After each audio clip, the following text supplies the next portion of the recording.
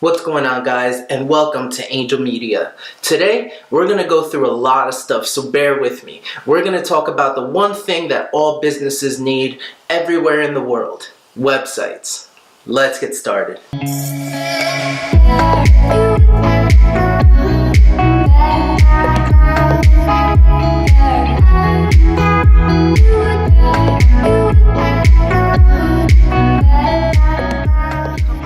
Every single business out there is in need of a good website. Whether you're just starting off or you're getting to a new level in your business, every single business out there needs a website. The question is, what kind of website do you need? How many pages do you need? Do you really need Flash on your website? What are all of these questions? What is SEO, and does it matter if you have it?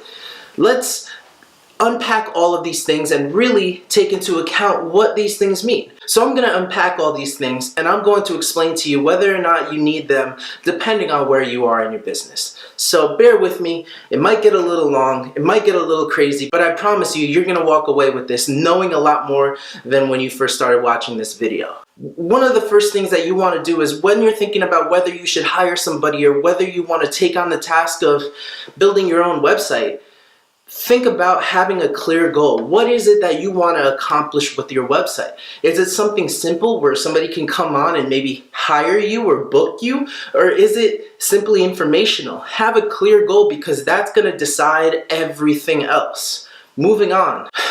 Write your own content. Now, whether or not the person that you hire or you choose to hire is going to rewrite your content for you, make sure you know what you want to say on your website.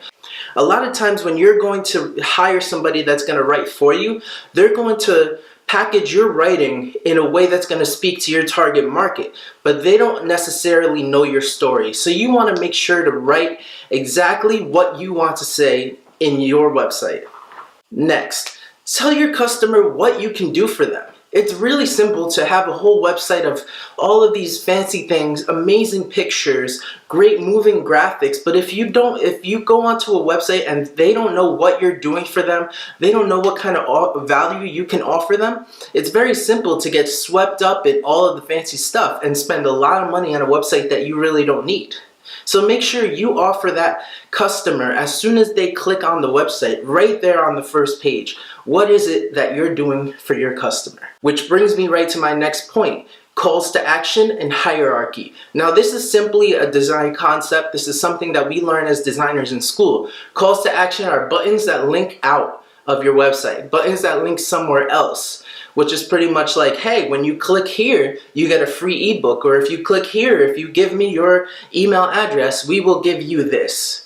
And hierarchy is, if everything is big, then nothing is big. If everything is important, then nothing is important.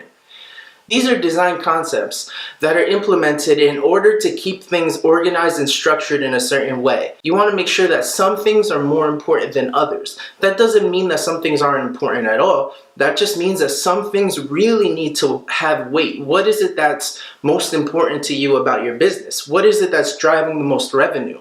Those are the things that need to be highlighted. Those are the things that need to be put on the top of the page and maybe on the front page. Are you guys okay?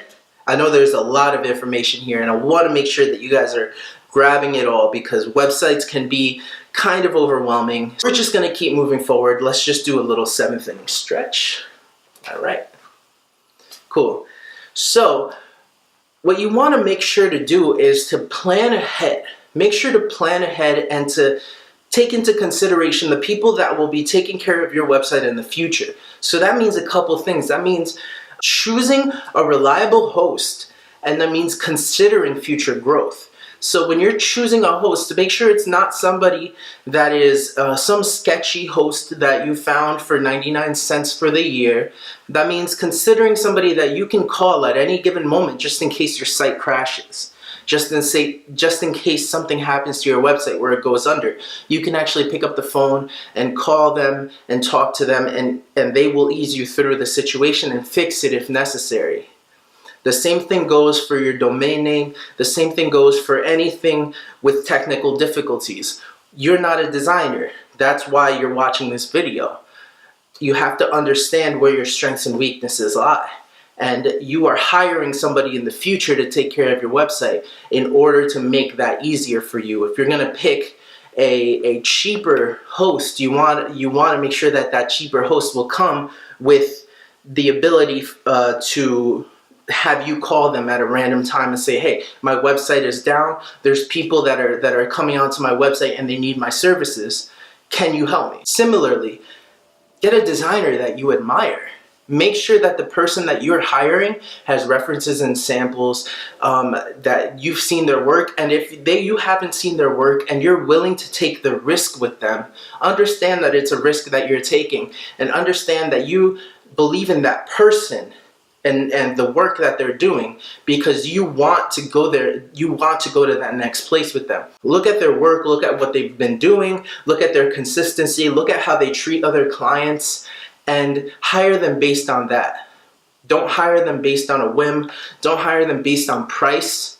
And don't hire them because they have the lowest price, because you will get what you're paying for. So I know we talked about a lot, and there was a lot to digest. So I'm just going to shoot off some simple things, easy things to keep in mind for when you're actually designing the site. You can implement these things and they will make your website stand out a bit and make them really functional. Here we go. Add valuable images. No stock photography, none of that like Google images, okay? Always add a contact form. Keep the design super simple. You can use a layout, just make sure it's a custom layout, pay some money for it. Include customer testimonials, make sure people are testifying of how good you are. Add video elements if possible. If you don't have video elements, hire somebody to take some great video of you and get some video elements, because that will up the quality of your website like exponentially. Research SEO. SEO is what will rank you on Google, what will make you more searchable. And last but not least, learn as you go. A lot of what website design is learning everything that you possibly can, because it's always shifting and changing and morphing. So learn everything that you can as you go, because this is an ever-shifting platform and you're going to need it at one point or another. So make sure that you learn, because even if you're not going to design websites, one day you're going to hire somebody who is, and you're going to want to know what they're talking about. My name is Angel, and this has been Angel Media. You can add me on Instagram at _Angel Media, or you can check out more at angelmediabranding.com. Comment below, and remember, sharing is caring. Love you guys.